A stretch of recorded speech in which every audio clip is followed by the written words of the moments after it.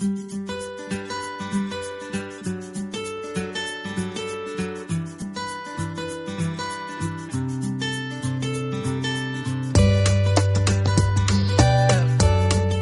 good evening.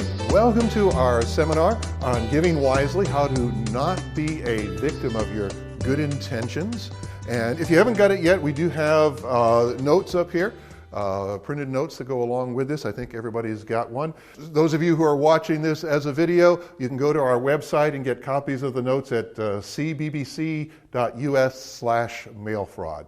My name's Steve Hudchick, and I'm the head elder here for the English church. You might call me the pastor. And you might go, well, what's a church doing talking about charity fraud? A church is a charity.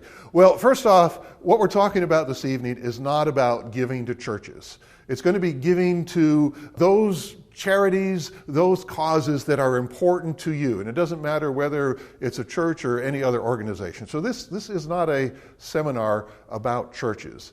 This is a seminar actually that comes out of some of my experiences, like with my father. My father's 90 years old, and he gets so many telemarketing phone calls, almost all of them from charities, that for the last, it's been at least 10, 12, maybe 15 years, he does not answer his phone. I called him this last Saturday and said, Dad, you still getting all those phone calls? He goes, you wouldn't believe it. The phone rang all day long yesterday.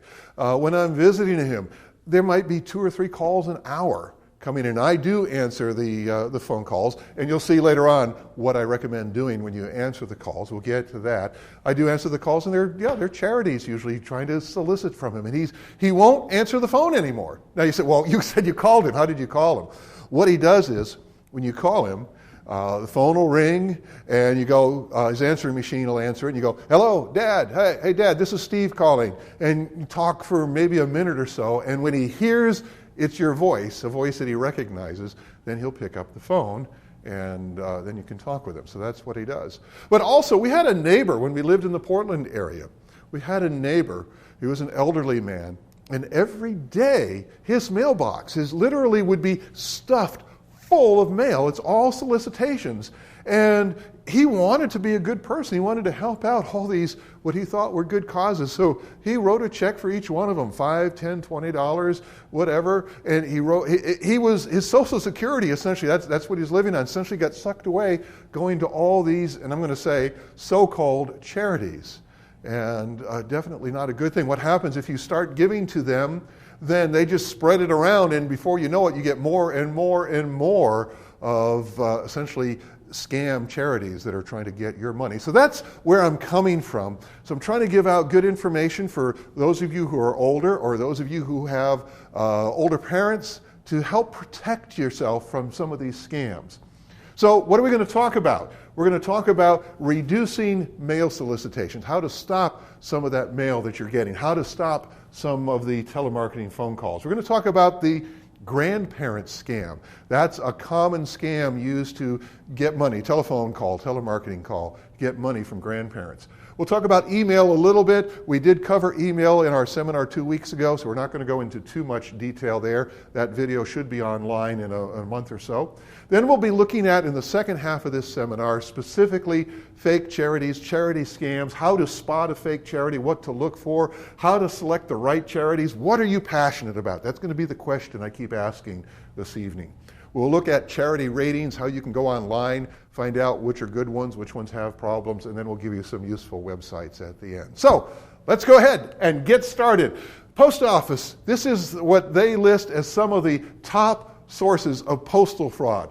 We have charity fraud, and we're going to talk about that. These others, we're really not going to have time to talk about. I've promised that this seminar will only last an hour, so we're going to just stick to charity fraud. But things like solicitations that are disguised as invoices. You get a bill for something, you go, hey, looks like a bill, write a check, pay the bill. You never bought anything. You never pay, you never got anything. It's a fraudulent invoice. Charging money for services that the government provides for free. These are companies that say, oh, we'll help you do this. Give us $100, you pay your fee, and they just hook you up with the government, who you just, you could have called them for free and gotten the service. Cut rate health insurance fraud, that's one that is growing. You get a solicitation of, oh, you can save 50% on your insurance. And it looks like a good deal, and you sign up and you end up paying triple or quadruple the amount that you need to pay for health insurance. Or you get your identity stolen. That is another thing that happens with health insurance fraud. And the good old one that's been going on for a long time, investment fraud, things like Ponzi schemes. But as I said, we're going to mainly look at charity fraud. Mail, getting postal mail from charities.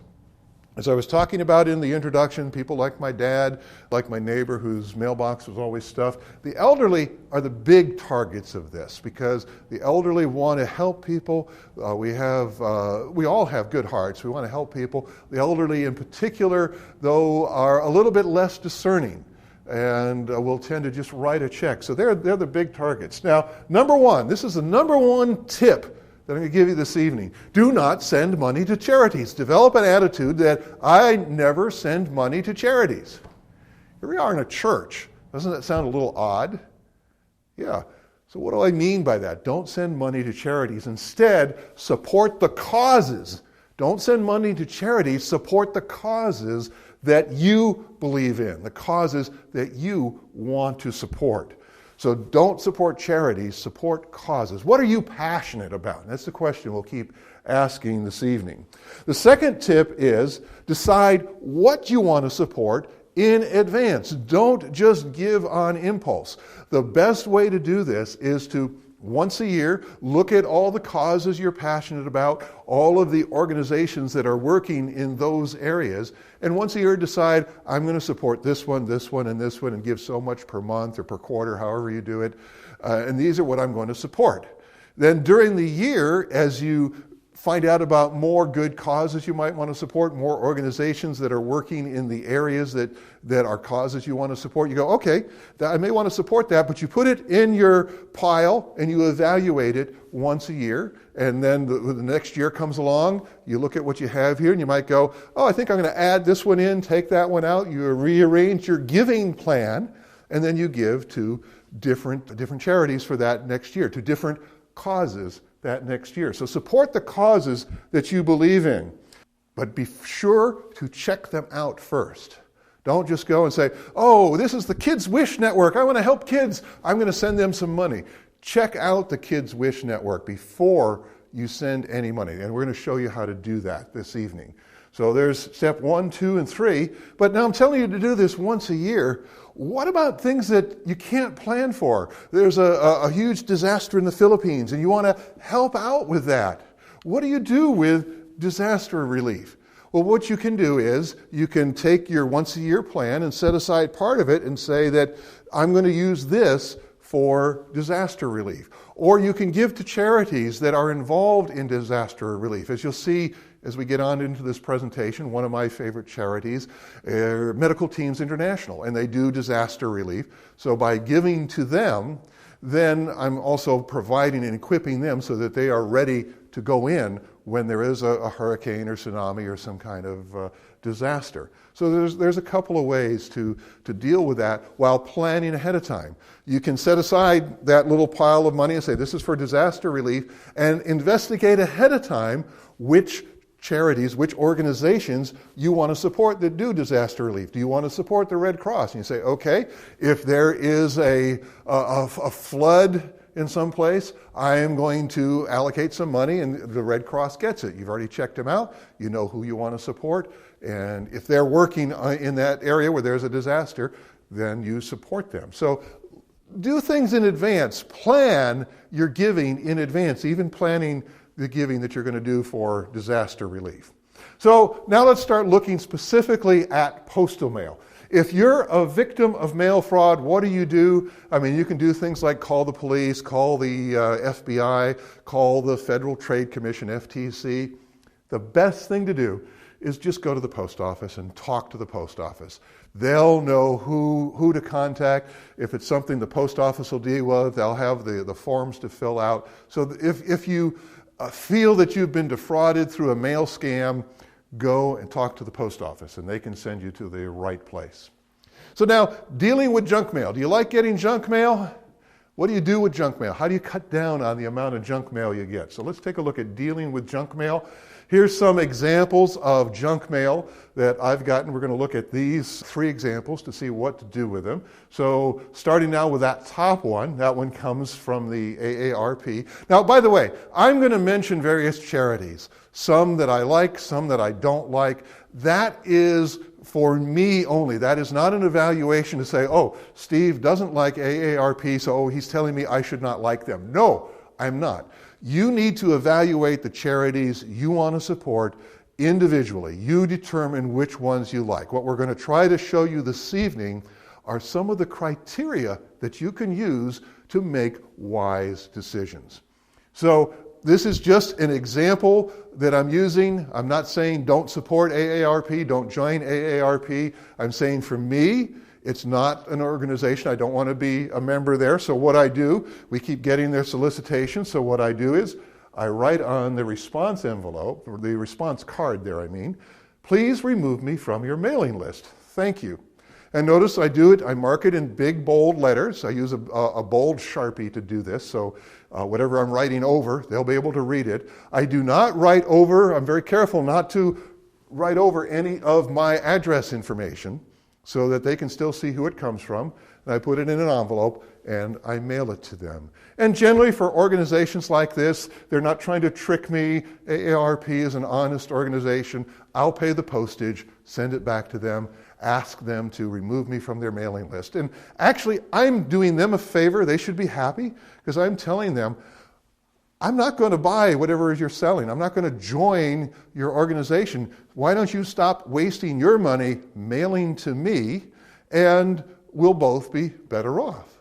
That's kind of the attitude I look here. So I'm just kind of informing them, no, I'm not interested. Stop sending me your mailers. I'm not going to join. Let us both save here a little bit. This is the next one. This one comes from a magazine that I used to subscribe to, and I'm no longer interested in subscribing to it. So I do the same thing. Thank you. Please remove me from your mailing list. And I leave it so they can still see my address very easily. They had a business reply envelope included. And that's why I wanted to show you this one. Now you can just take this, put it into the business reply envelope, and they'll pay the postage. Not only that, they have to pay a fee for the business reply. The postage is, I think, 49 cents, and I think the fee is about 50 cents. So when you use the business reply, it's going to cost them $1 to get that back. And in this case, you can see I've put a stamp on it. I've crossed out the business reply header on there. And I'm doing that because I don't really think it's fair. I did subscribe to the magazine. I did like the magazine. I just can't afford it anymore right now. So I'm going to pay the postage to tell them, please, don't send me any more solicitations. I don't think it's fair to stick them with the postage. Now, this one here comes from our phone company. And phone companies and utilities, they're a little bit different because, you're one of their customers and they send you something. And it could be your bill. It could be a refund check. You want to open it. There could be a refund check in there. It could be a notice of the change in terms and conditions. It could be some important information that you want to know. But look at this envelope. I'm their customer already, and they're saying switch to Frontier and get a 3-year price guarantee. I'm already your customer. Why are you trying to get me to switch? They don't understand it. One of the ways to stop mailings like this once a year from companies like this that you deal with, your utilities, your phone company, your internet provider, they will send you a copy of their privacy notice, and embedded somewhere in there, and all the words, it's usually more words than I can have time to read, will be instructions on how to get off of their mailing list. So you can use that to get off their mailing list. You can also write on the reply card again, please remove me from your mailing list. But again, I would pay the postage in this case to send it back to them because I think that's only fair. Now here's some that I don't like. These I feel that they're attempting to trick me, and I don't like it when somebody's trying to trick me. For example, this one here over on the left, it's from Better Homes and Gardens. It's got this thing on it, verified mail, urgent. And it looks like, this is very important. It looks very similar to what you get when you get certified mail. Certified mail will have a sticker like that. It'll say certified mail. has some numbers on it. Certified mail is a service that you buy from the post office that verifies that whoever mailed it actually mailed this to you. And it's usually done for important papers and information you must have. So they are trying to build this up as if this is something you must have. This is verified mail. Sounds similar to certified mail. It's pink. They're trying to trick you into thinking this is something urgent and important when in reality, it's just an advertisement. So I don't like that. I will do the same thing, though. I will write on their response card, please remove me from your mailing list. Don't send any more mail to me. Thank you. And in this case, if there's a business reply, I might have a tendency to just put it in there and let them pay the postage because they tried to trick me. This other one down here, this one's even worse. Look, it's from the National Response Center. So that sounds important. National Response Center sounds important. Got a red stamp, important benefit information. Whoa, these are benefits that you should have. That really sounds important. But then, take a look at what's down here. I'm not sure that you can read it. What it says is, warning, $2,000 fine or 5 years imprisonment or both for any person obstructing the delivery of this letter. Whoa, this letter must be important. If somebody obstructs the delivery of this letter, they could get 5 years in prison. And you know what it says on it? That's true. Those penalties apply if you obstruct the delivery of this letter. It's an important letter, right?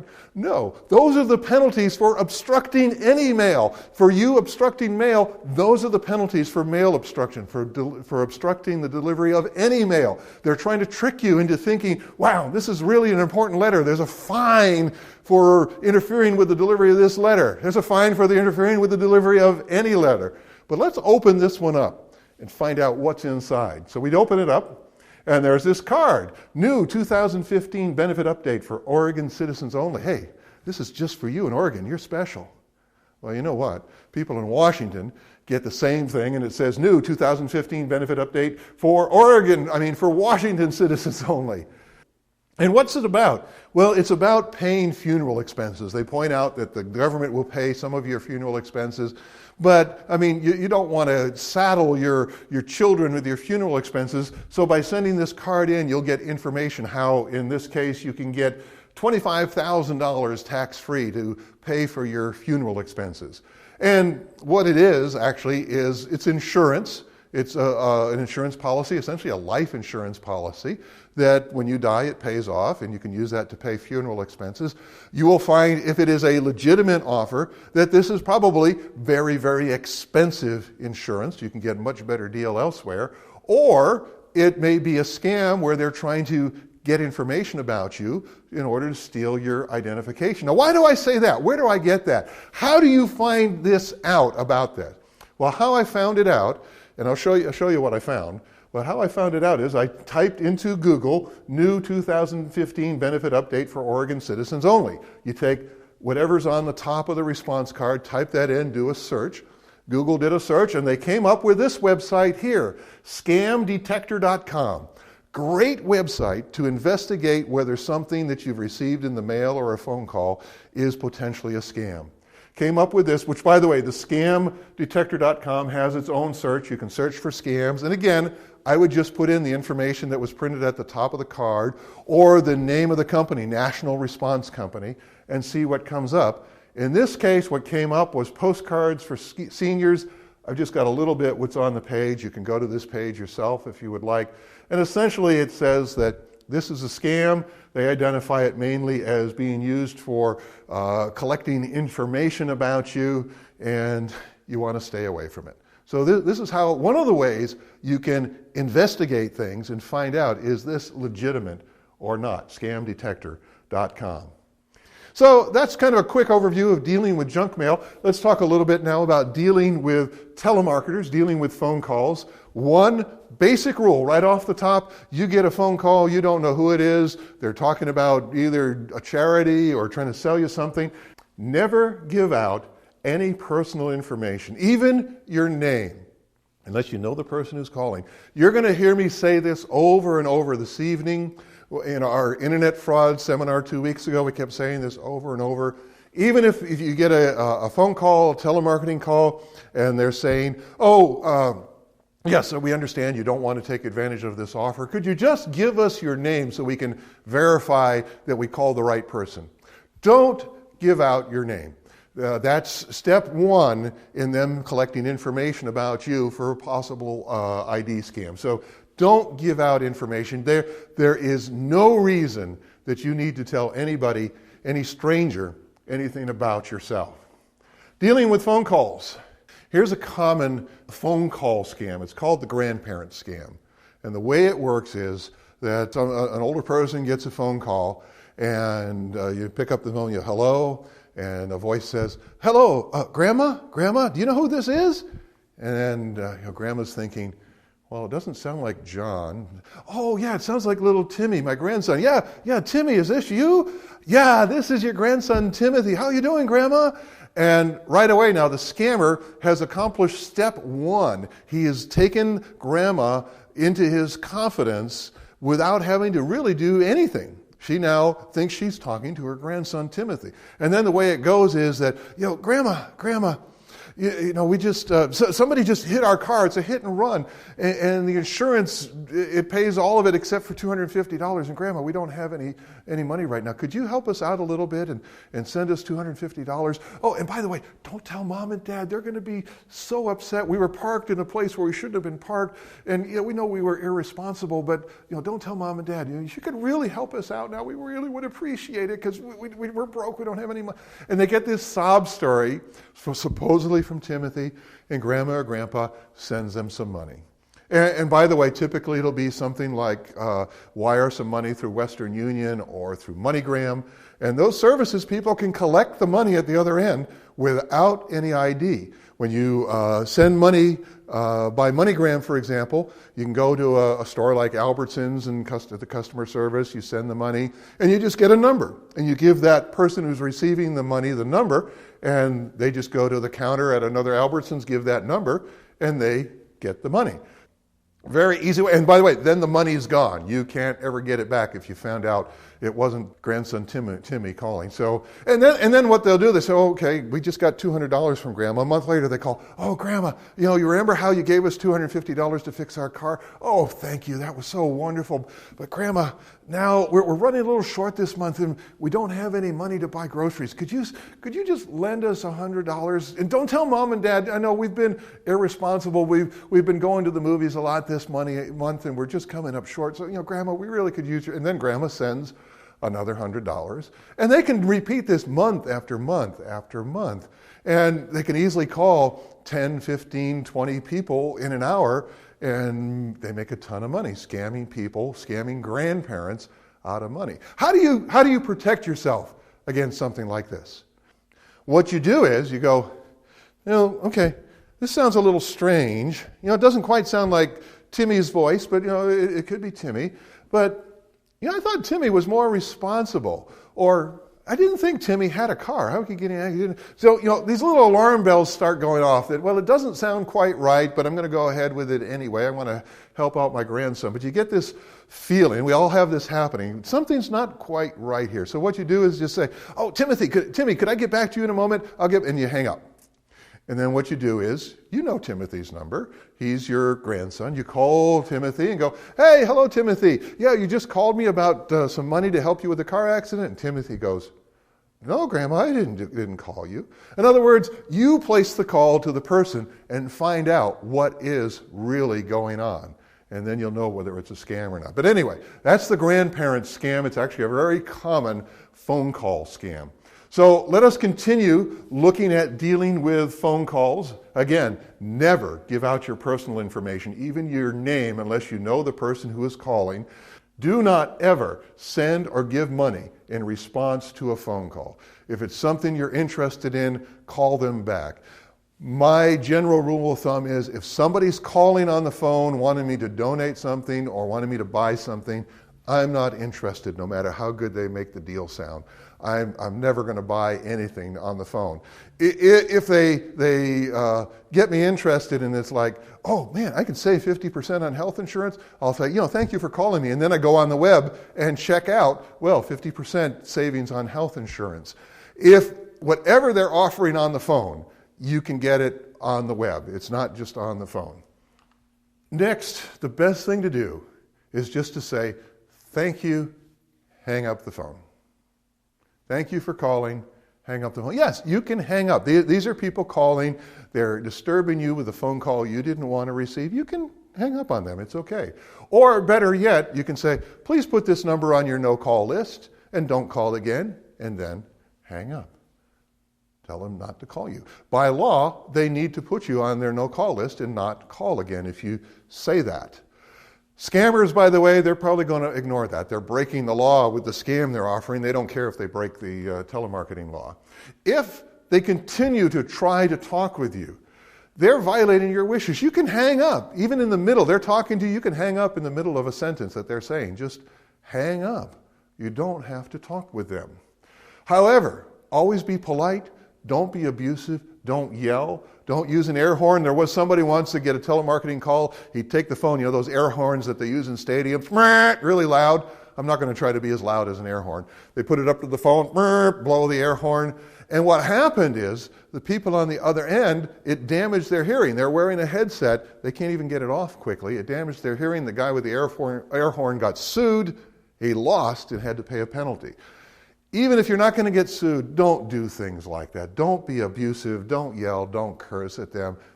Hang up the phone, okay? Warning signs. If you do listen to what they say, because I know sometimes their opening sentences could be very compelling, and you end up listening to what they say, watch for these warning signs. If they're telling you, you must act now or the offer is no longer available, hang up. Hit the button. I keep going. I'm an old school. The phone on the wall. Hang up. Hit the end button. Hang up on the phone call. If they say, oh, you've won a free gift, a vacation, or a prize, but you have to pay for postage and handling or other charges, hang up. If you didn't enter the contest, which you get a call like this, you probably didn't enter the contest, it's a scam. Hang up on them. If they're just saying, oh, all you have to do is pay postage and handling. I just read a story a week ago, maybe 2 weeks ago. It was about a woman who got a phone call. And it was from a company saying that you can get free magazine subscriptions. We will be happy to send you any magazine for free. The magazine companies want you to take a look at their magazines. So if you look at them, you'll like it and you'll probably subscribe. But we'll give you the first year free. All you need to do is pay the postage and handling fee. And she goes, well, that sounds like a good deal. And I think she selected 5, 6, 7 magazines and to get for free subscriptions. And a month later, she gets the bill for postage and handling. And the bill was $1,800 for 7 magazines, a year's worth of 7 magazines. Watch out. And by the way, it was legit. She tried to get out of it. It was a legitimate contract. She had to pay the $1,800. Postage and handling, we assume, oh, that just means, the postage to mail the magazines. It can't be that much. It can be whatever the seller wants it to be. This company was probably legitimately signing people up for a year subscription to the magazines that they chose. This company paid for the subscription. Typically it's $20 or $30 for a year, so you're going to get the magazine. And then they charge you, say, a $200 postage and handling fee. And it's legit, and you're out the money. You got to pay for it. So watch out for things like that. Anything that seems like a good deal, be suspicious. Somebody calls, you actually listen to the conversation, and you say, oh, free magazines, pay for postage and handling. Hang up, go on the internet. You want to take advantage of this, search in Google for free magazines, pay postage and handling, and see what you find about that. By the way, I didn't try that. Be an interesting one to try, but I bet you'll find out it's a scam. Warning signs. If they say you must send money, give a credit card or bank account number, or have a check picked up by a courier, they will send somebody to your door. This is such a good deal. If you pay for it today, you can get, whatever the fantastic thing is, and we'll send somebody to your door and pick up the check today. You may even hear this before you've had a chance to even hear the whole offer because they want to get their money right away. This is red lights flashing. Watch out. This is a warning. Another one, you don't need to check out this company with anyone. You can trust us. The caller will tell you, well, you don't need to speak to anyone about this. You don't need to speak to your family, your parents, your attorney, the Better Business Bureau, Consumer Protection Agency. You can trust us. In fact, a lot of times, They may even use the name of a big company. Like I've had calls and the calls go, we're a certified Microsoft provider and there's something for my computer. And going, if you don't listen carefully, it's, oh, this is Microsoft calling. Yeah, they're a big trusted company. And maybe Microsoft says I need this, I should do this. And no, they're not Microsoft at all. They may actually be a legitimate Microsoft certified provider of something, but they're trying to scam you. They're trying to trick you using the name of a big company. So again, watch out for this. If they're saying, well, you don't need to check us out. You can trust us. We work with Microsoft all the time. Check them out. I mean, hopefully you haven't gotten that far in the conversation that you've already hung up on them. But if you've listened, check them out. If they say, oh, well, you don't need any written information about their company, or we don't need to send you any references. You can trust us. Hang up. You can't afford to miss this high profit, no risk offer, usually some kind of investment offer. Hang up. These are all warning signs. One of the things you can do to cut down on the number of telemarketing calls is to register with the National Do Not Call Registry. When you register your number here, it goes on a federal list. All telemarketers are supposed to subscribe to this list. If your number's on it, they're not supposed to call you. The scammers, by the way, they don't care about this law. They're breaking all kinds of laws anyway. So they'll keep calling. This can't stop all calls, but it can help you reduce the calls. My dad's number, for example, is on this list. And essentially the mistake he made was he started getting these calls. As you get older, you get these calls. And everybody who called, he started giving money to. So as soon as you do that, boom, they spread all the news around and go, hey, here's a pigeon that'll give money, and you start getting tons of calls, and you can't stop them. We'll give you a couple suggestions maybe that might work. So one of the number one rule, I should have, going back to tip number one, call this tip number 1A that comes before tip number 1. Don't give money to telemarketers, because once you do that, they go, here's a guy who gives money, and you're going to get swamped. All you're doing is paying them to tell more people to call you. So you don't want to do that. So last resort. I said we got some last resort solutions. Change your phone number. Another thing that can help with that is to get a Google number. Google has a service called Google Voice, and that'll give you a phone number. And when people call the Google Voice number, it actually rings your regular phone number like normal. But Google Voice gives you a lot of options for controlling who calls you, who's blocked. So it gives you just a wonderful selection of options you can use to control who has access to calling you or not. What about email? Well, as I mentioned earlier, we talked about email 2 weeks ago. This is the summary slide from 2 weeks ago. So we're just going to go through this very quickly. We hope to get the the Internet Fraud Seminar online within a month or two, and then you can go and watch the whole seminar. It'll be on our website, www.cbbc.us. But quickly, first of all, spam, you get email spam, don't open it. Just opening a spam can cause problems. If you open an email, check links before you click on them, or better yet, it says don't click, go direct. You get an email, it's supposedly from Amazon, it says click here for special 10% off deal. Don't click on the link, type in www.amazon.com, go to their website, look for the 10% off deal there. Do not automatically display images in your email. There's always going to be a setting where you can turn that off. When you display an image, that can do some bad things. It can put cookies on your computer so they can then track you all over the internet. So you generally only want to display the images that you know where they're coming from. They're your pictures of your grandchild or whatever. You don't want to have images automatically displayed in your email. Never click on the unsubscribe link in an email. By law, every solicitation email should have an unsubscribe link.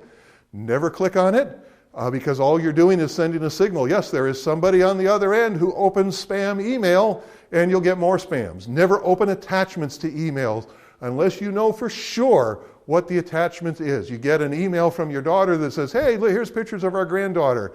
And again, the little light's going off. It says, little warning red light going, this doesn't sound right, doesn't sound legit.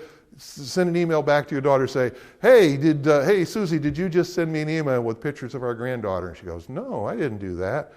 Because I can send you an email that appears to come from anybody anywhere. It's very easy to fake the return address on an email. Be wary of any requests for personal information. Again, we come to don't give out your personal information. Don't give out your name, and don't give out social security numbers, bank account numbers, anything like that. Be wary of emails that appeal to your vices, that appeal to greed, that appeal to pride, that appeal to a desire for revenge, that appeal to sex, that appeal to the desire for gossip. Those are all probably going to be things that lead you into bad areas. And be wary of emails that appear to come from your bank, your credit card company, FedEx, or any trusted source. You get an email from your bank and it says, we need to verify your password for your account. Please enter it here. Don't do it. Your bank never sends emails like that. Your FedEx never sends emails that say, we've tried to deliver a package, unable to deliver it. Please click on this link for more information. My wife used to work for FedEx. What FedEx does is they put a sticker on your door if you're not there, if they can't deliver the package. Or if they can't deliver it and you've not seen the stickers or whatever, they'll call the person who sent the package and find out how to get it to you. They will never send you an email, so watch out for these. So now let's get into looking at how to spot fake charities and charity scams. Fake charities are one of the IRS's dirty dozen. The IRS recommends that you be wary of charities with names that are similar to familiar or nationally known organizations. Fake charities will come up with names that sound like, oh yeah, I've heard of them, they're a big name charity, and they're not. They're tricking you.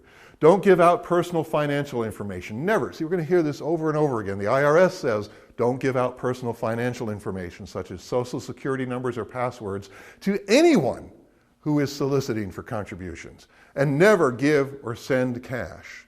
Now, I have some recommendations in addition to what the IRS says. Anytime a charity is soliciting a donation from you, check them out. And the way you do that is, one way you do that is you check the web. Go into Google, search for the charity name. Let's just say it's the ABC charity. And then at the end of that, put the word scam, fraud, or problem. So you search for ABC charity problems. And it'll come up with any websites that have listed problems about this. ABC charity, scam, ABC charity, fraud. Do those 3 searches and see what Google tells you. If there's a charity that has problems, it will probably bring up some websites with that problem. And also check the Better Business Bureau in the area where the charity is physically located. So now we're going to look at some of the things that you can look at to evaluate whether this is a charity that you want to support. Now, again, we're going to talk about a number of different charities, my favorite charities, some charities I don't like. This is not to say they're good or bad. It's not to say that you need to use the same criteria that I use.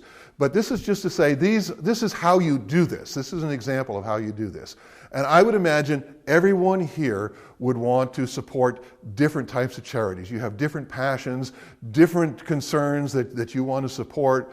And so we all want to support different charities. We have different ways of evaluating them. I'm going to show you how you can evaluate it, what numbers you use. That will be up to you.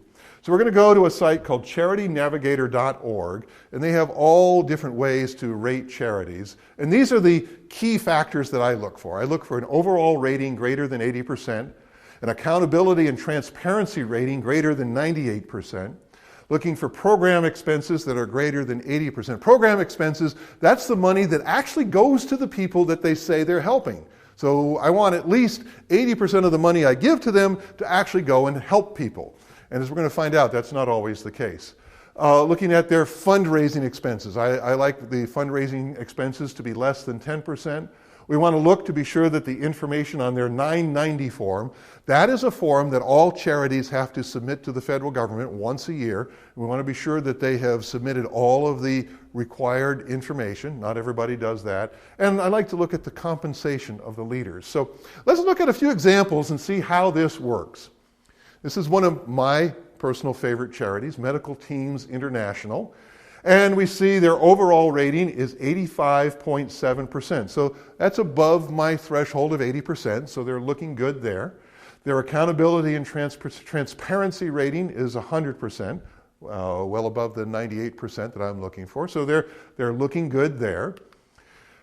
You can look at their program expenses, and 96.6% of the money they receive actually goes to help people. So I like that. That's a good high number, well above my threshold of 80%.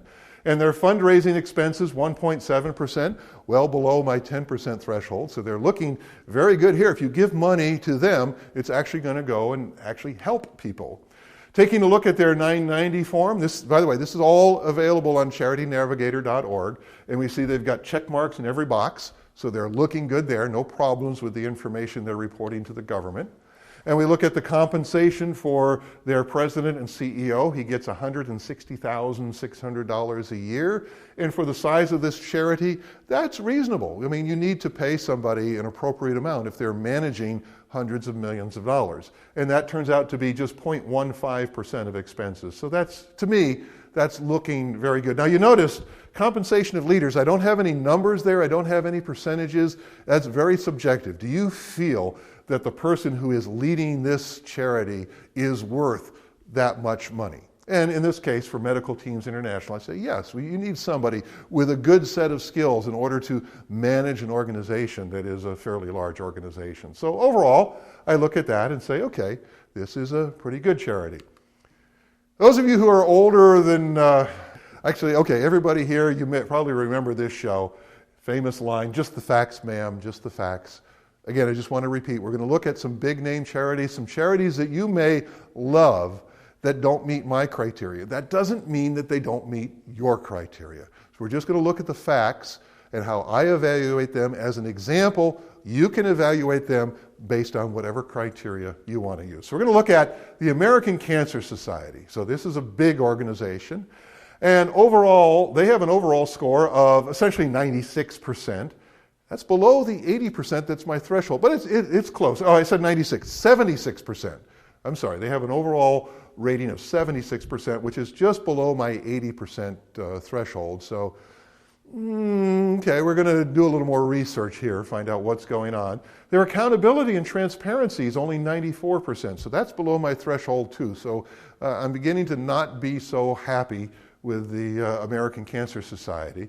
We look at their program expenses, how much money actually goes to help people, and 59.4%, let's just say 60%, 60 cents out of every dollar that you donate to them actually goes to help people. That is well below the threshold of 80% that I want to see.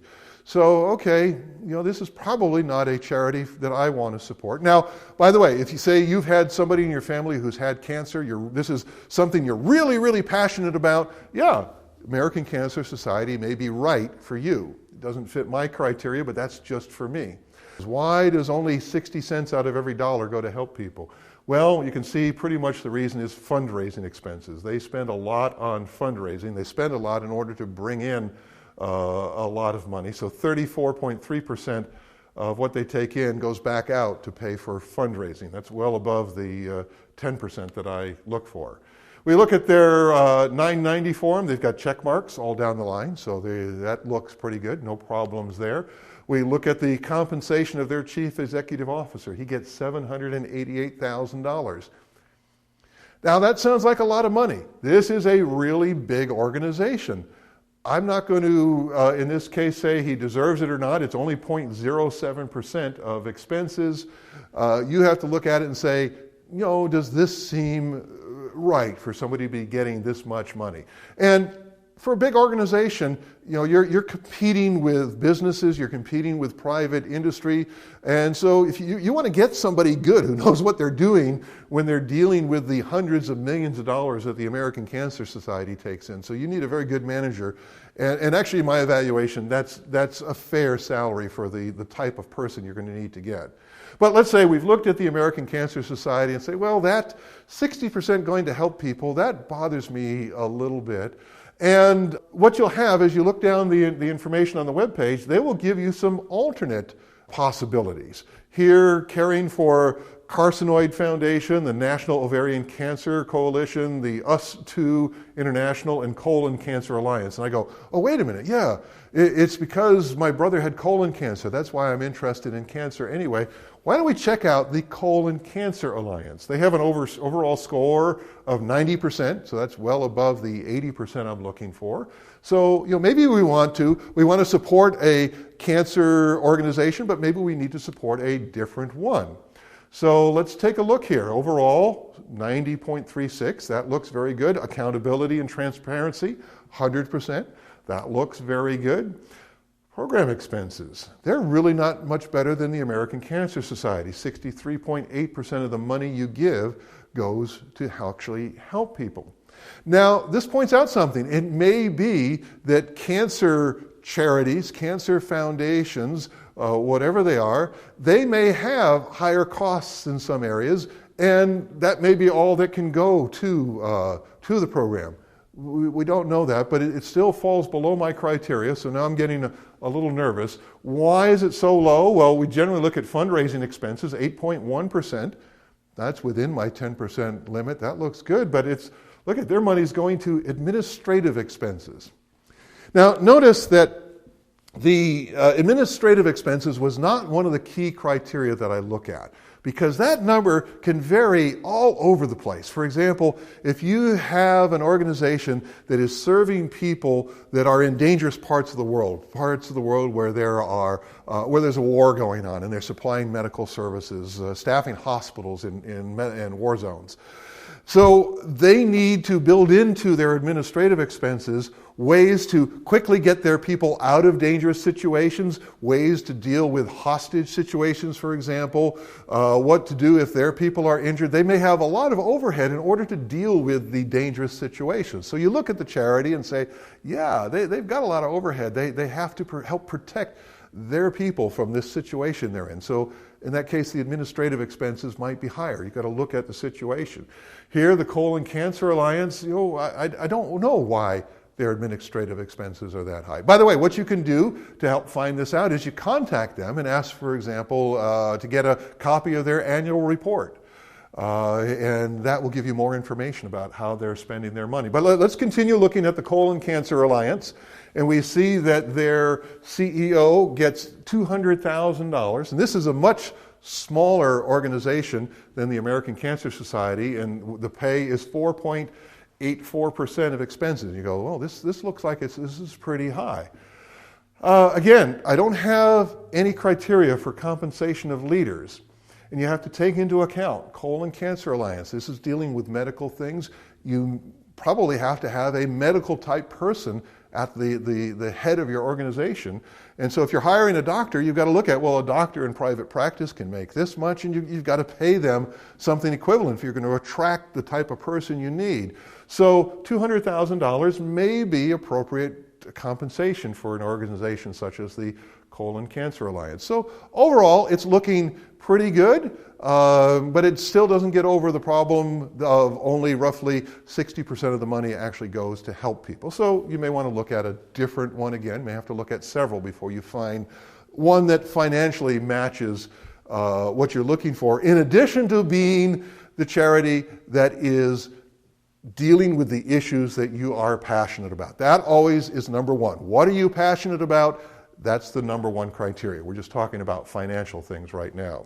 The next one, the Kids Wish Network. You go to look up this one, and what you get is, you don't get any financial information, you get donor advisory. Kids Wish Network, a lot of problems with that. We're going to look at it a little bit later on. You'll see why there's a lot of problems with it.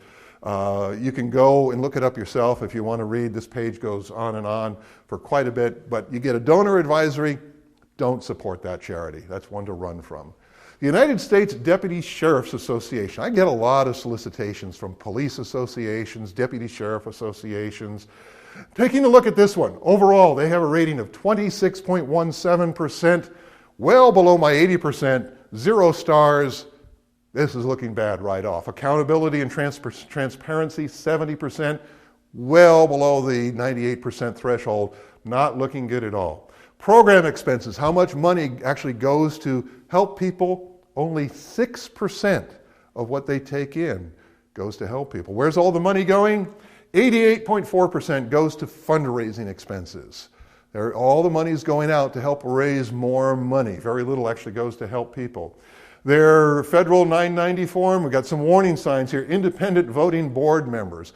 These are saying it's got a red X in there, warning, warning. And what they're looking for is, are the members of your board, are they members of your family, or are they totally independent of you? It would look like here they're members of the family, friends, whatever. It's a closed group. That's not good. They also have a caution circle, audited financials prepared by an independent accountant. It looks like that's not happening. Not a good sign. This is not an organization you want to support. Compensation for the CEO, $55,000. You look at that, well, okay, that's not too bad.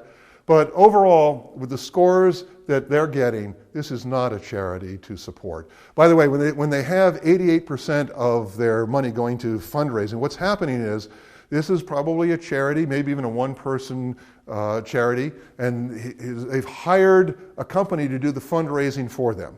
And that's very expensive. But they're only giving 6% out. So essentially they've hired somebody to raise the money for them. They collect a salary of $55,000 and only give out 6%, which by the way, in this case, I'm saying this guy, in my opinion, is way, way overpaid for just giving out 6% of the money they receive. He is way, way overpaid. If I was running that charity, I'd be going, I shouldn't get paid anything until I get this straightened out and the people who need help are getting help. My opinion only. Again, you can evaluate things how you want, but this is one to stay away from. Here's a list by the Tampa Bay Times, came out just this last December, so it's current, of America's worst charities. I mentioned we would see the Kids Wish Network again, and you can see they're number one. The number one worst, they raised $137.9 million. I believe this is for 2013. And they spent $116 million essentially to raise that, and only 2.5% actually went to help kids. Pretty much no money at all out of those millions, tens of millions. But there's even worse. For example, look at this one here. 0%. That looks like, is that Project Cure? I can't quite follow the line across. I think that's Project Cure. Raised $53.8 million, spent $25.5 million on fundraising. Nothing went to help people. The bottom line, Operation Lookout, National Center for Missing Youth. Nothing went to help people.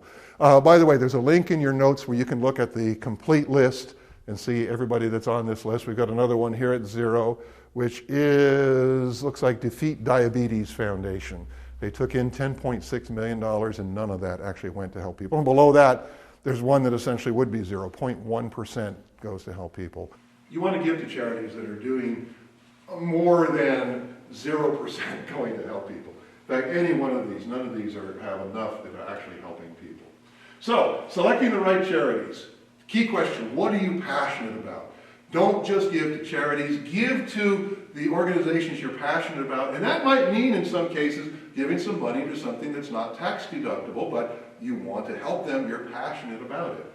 What do you really care about is the question to ask.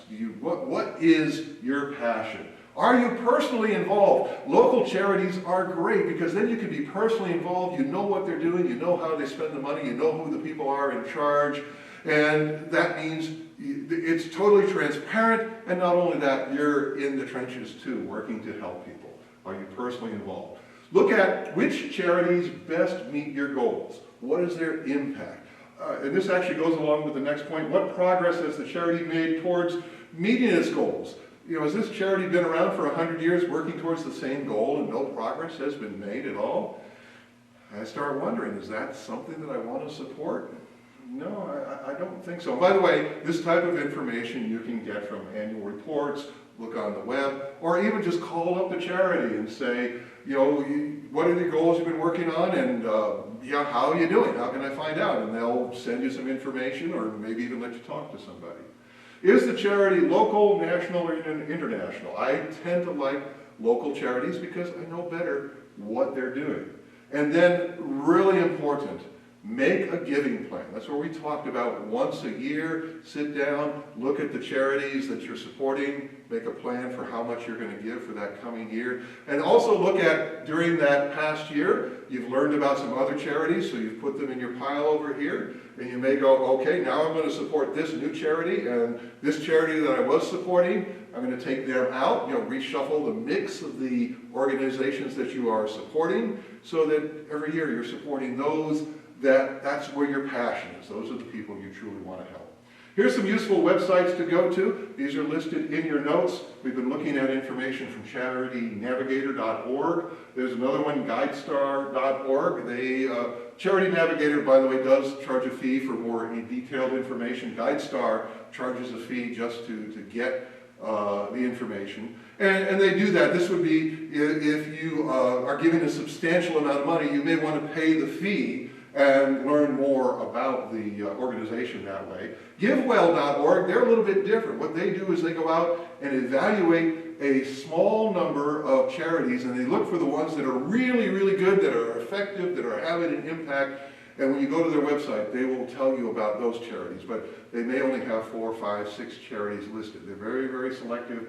But you go there and you can find some good charities. But again, if what they're showing are not charities that you're passionate about, don't give to them just because GiveWell has rated them well. You want to support what your passion is.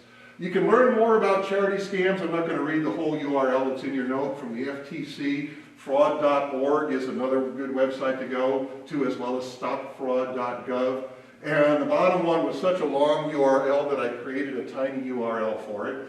It's the top 10 scams targeting seniors. So that's just for there's some more additional information.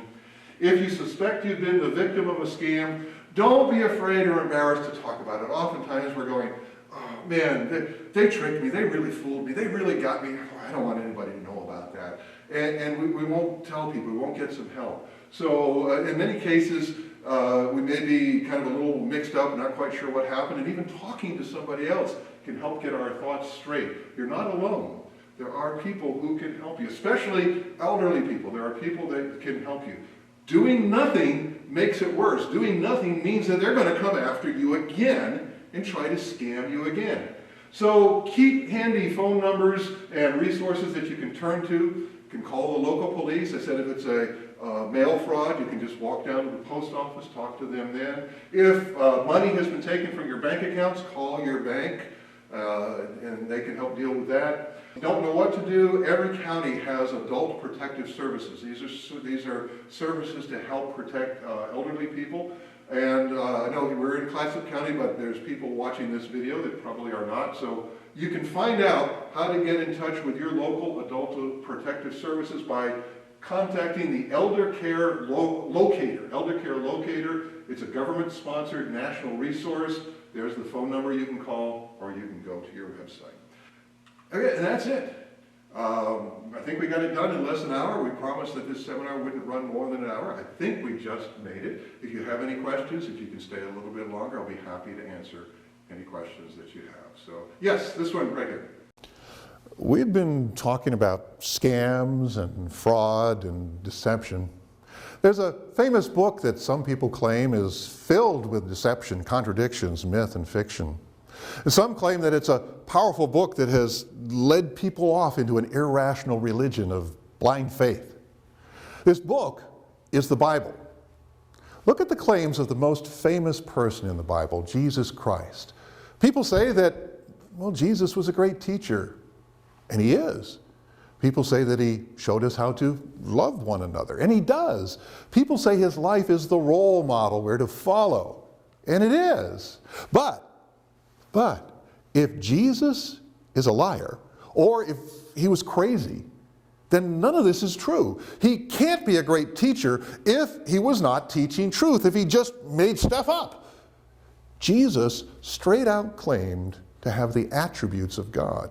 He claimed to be God. He did things that only God can do. That means he's either a liar, a lunatic, or our Lord God. In the Gospel of John, the facts are laid out. John demonstrates that Jesus is God, and that what Jesus taught about us is true. We're sinners. That means we've broken God's laws. And you know what? Our conscience tells us that that is true. The question isn't, have you ever told a lie? It is, how many lies have you told?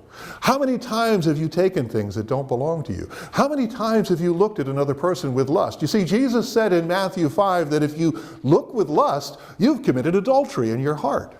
Those are just 3 of the 10 commandments.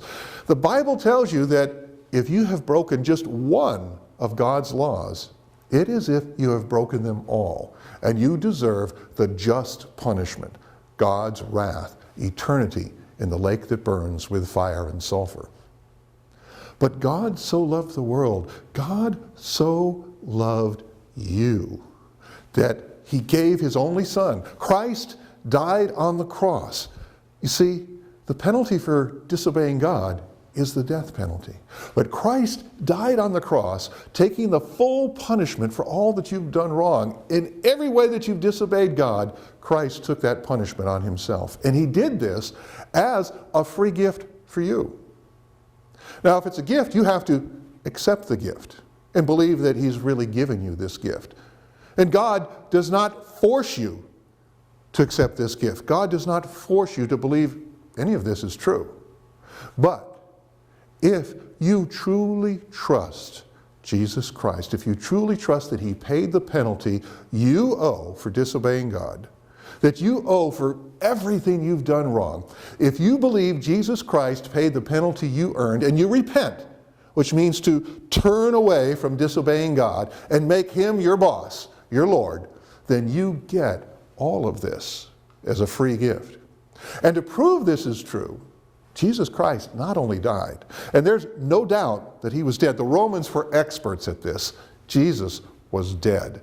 He was buried.